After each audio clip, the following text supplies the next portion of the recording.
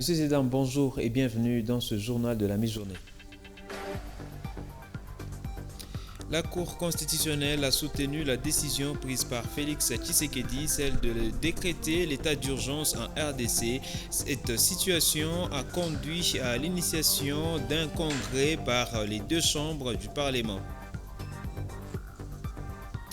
Et puis le quartier Bel Air à Lubumbashi a été visité par des bandits armés 4 nuits de suite. Plusieurs maisons ont été cambriolées. Les bourreaux ont fait un blessé par balle au cours de leur opération.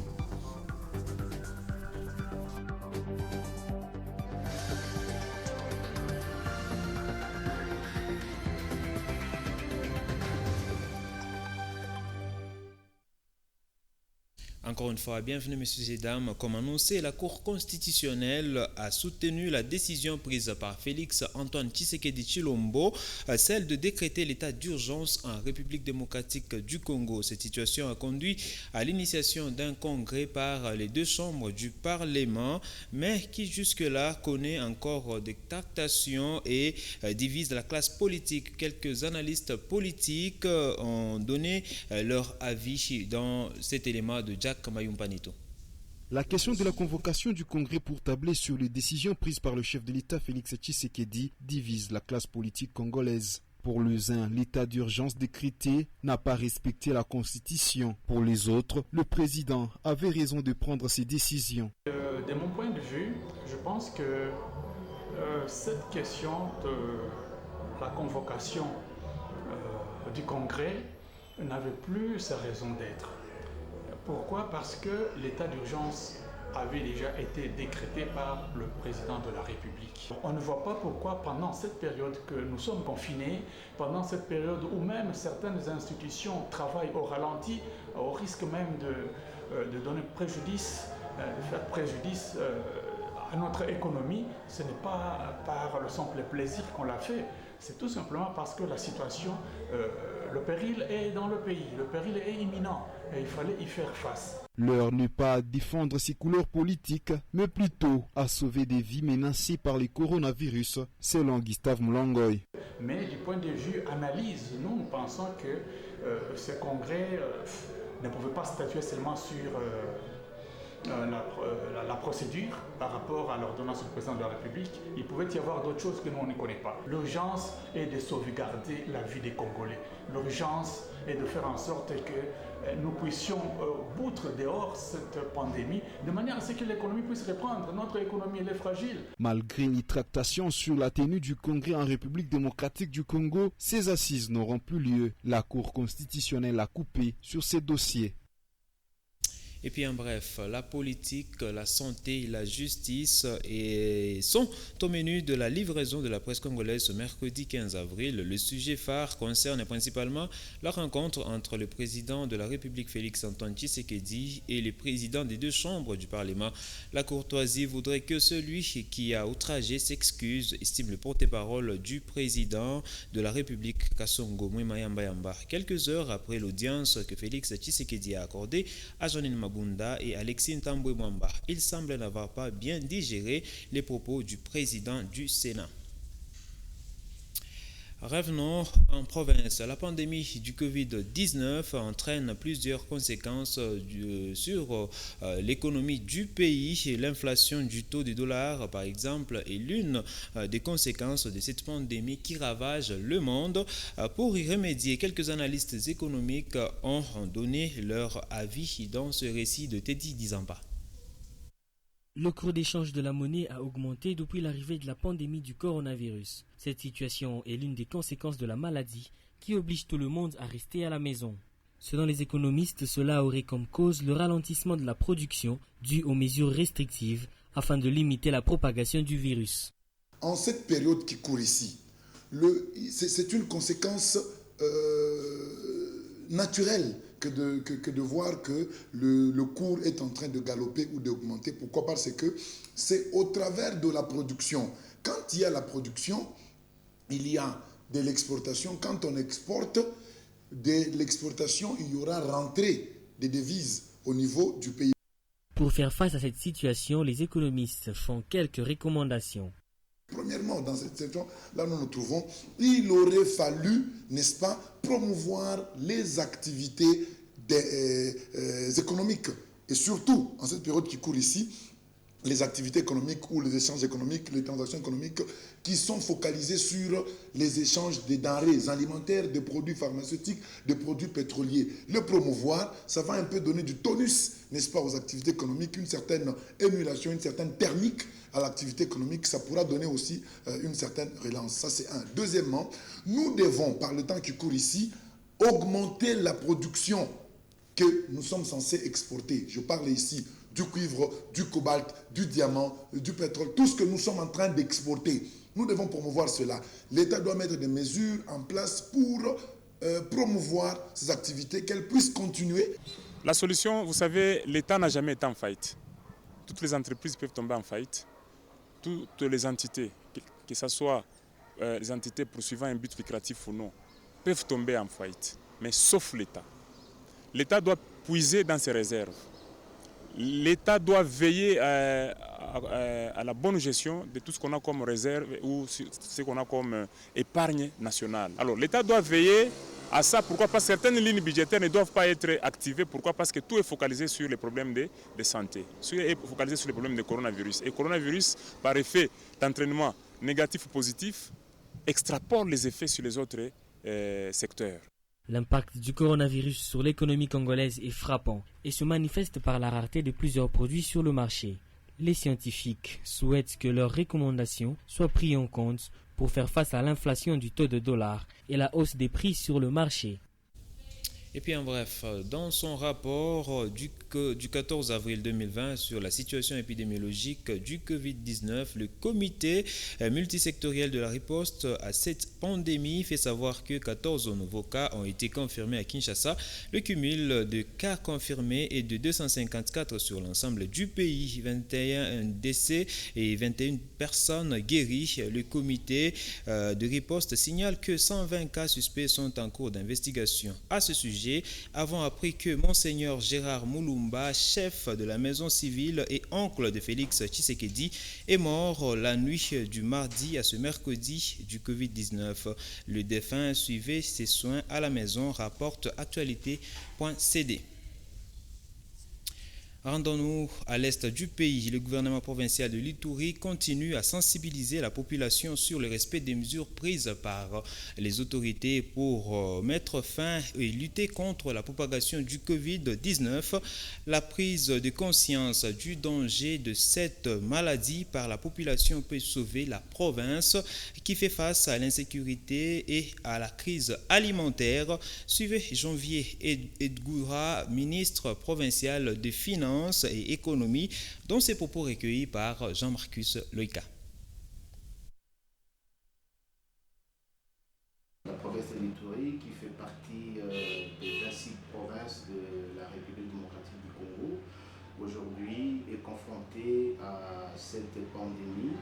Malheureusement, parmi les premières provinces à être touchées effectivement par des cas qui sont dépistés positifs. Actuellement, le gouvernement provincial s'est lancé dans une phase de campagne, de sensibilisation pour que la population puisse prendre la conscience de résister à cette maladie en observant des mesures et des gestes barrières tels que le gouvernement de la République a donné dans son impulsion au niveau de la province de l'Ituri, une province frontalière qui dépend sur le plan alimentaire à une proportion importante des produits alimentaires, de l'importation de l'Ouganda. Il est tout à fait normal que le gouvernement provincial puisse prendre des mesures dans le sens de prémunir la population contre les risques de l'insuffisance alimentaire, sensibiliser la population à la prévention, à l'observance des mesures sanitaires et d'hygiène. Rendons-nous à présent dans le Haut-Katanga, à Lubumbashi. Le quartier Bel Air a été visité 4 nuits de suite par des bandits armés. Plusieurs maisons ont été cambriolées. Les bourreaux ont fait un blessé par balle au cours de leur opération. C'est ce que nous dit Ida Chileu, notre correspondante depuis Lubumbashi. La situation sécuritaire est toujours critique à Lubumbashi. Les braquages des stations-service et supermarchés deviennent récurrents alors que les cambriolages nocturnes sont toujours des rendez-vous quotidiens et réguliers. Le quartier Bel Air vient de battre un record de 4 nuits successives des cambriolages par des bandits armés. Quartier yetu ni Bungevye, Bel Air. Insécurité njo inapita quartier yetu. Insécurité inapita.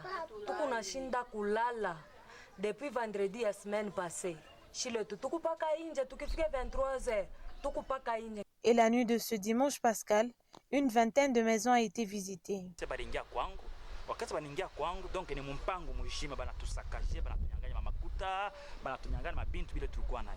Les cambrioleurs ont emporté de l'argent et des biens en nature, laissant une personne blessée par balle. Pale moto 23h moto inakuya pale moto deja inafika ula rafiki yetu kwake akukue moto ya kuile tunatongezaka balabala anapanda kujibumbashi kiatu anaturudishia moto bien wakati deja anarudisha moto anashuka pale anatoka sasa ke atenke deja ende kwa manyumba deja mala moto deja bala mopika pale ya kwanza pale ya kwanza deja naria ayikumubamba na pika ya pili ya tatu sasa ndio na mbamba kumkono kisha inakuwa kupika papumwa. Le sentiment d'insécurité gagne du terrain. Ngala vile mama kalashi yote banisha kupasu. Donc tuko nalala ni nje batoto tuneba déplacer. Nje mbele leo hapa tuko nenda lala ni kukomi tunabeba na madra. Batoto tusho ba déplacer. Pashie tunakufa muhimu kina hapa tuko nabeba ni batoto bote tuame tutafute kule shetu taenda. Tuko na depuis vendredi. Tipaka na leo kunyumba tulali babwana balale tena kuma nyumba tunanja kukimbia mu quartier. Visiblement, les autorités sont à bout de stratégie. Ni les interventions ni les mesures de prévention et de répression contre les malfrats, moins encore les circonstances où la situation sanitaire préoccupante. Rien n'a jusque-là arrêté l'insécurité, même la réduire un peu. Les nuits sont toujours stressantes et incertaines.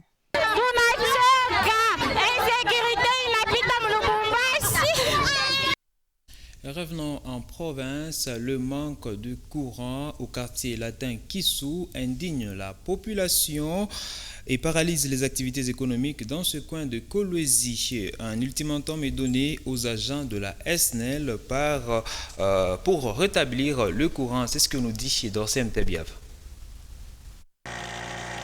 Ce groupe allumé est un moyen palliatif au manque de courant au quartier latin depuis 2 semaines. Pas comme ça.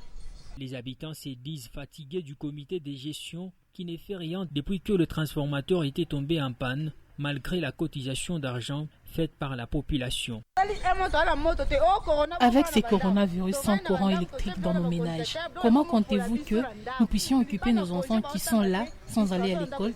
Nos vivres frais pourrissent dans nos congélateurs. S'il vous plaît. Les activités économiques restent paralysées, les couturiers perdent les clients, les alimentations ne fournissent plus à grande quantité, les boissons et vivres frais, les habitants sont indignés. Ce transformateur n'est pas celui nous doté par Maman Fifi Masuka. Les agents de la SNEL nous ont donné un autre et celui-ci est déjà foutu. Du coup, on manque le courant chaque jour. Ce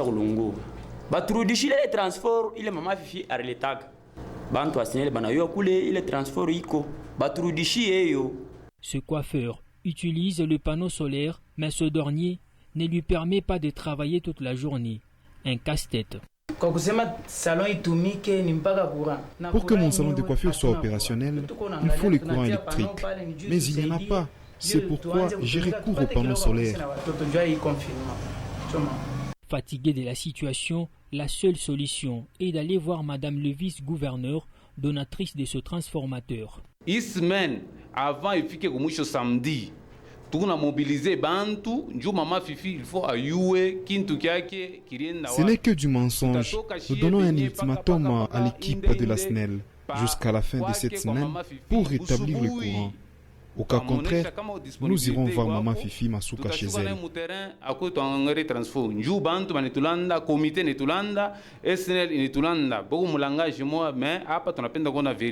Un ultimatum de 4 jours est donné au comité de gestion et aux agents de la SNEL pour rétablir le courant au quartier latin Kissou.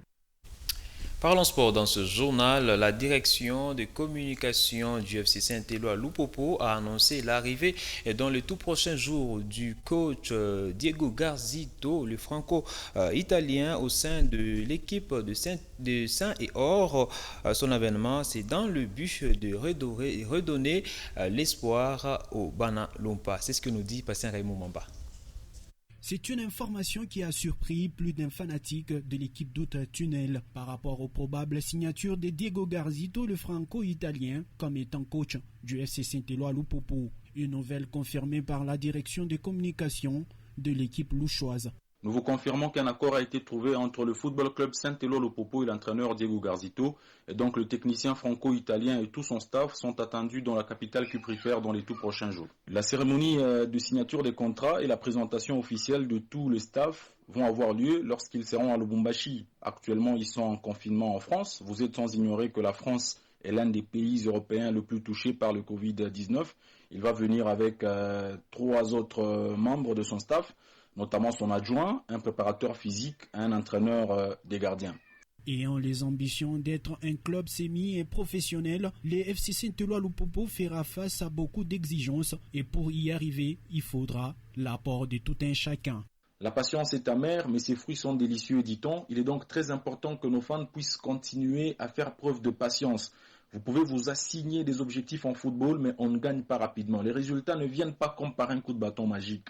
Et en début même de cette saison, il y a beaucoup de messages qui ont été lancés dans ce sens-là et les fans ont bien compris.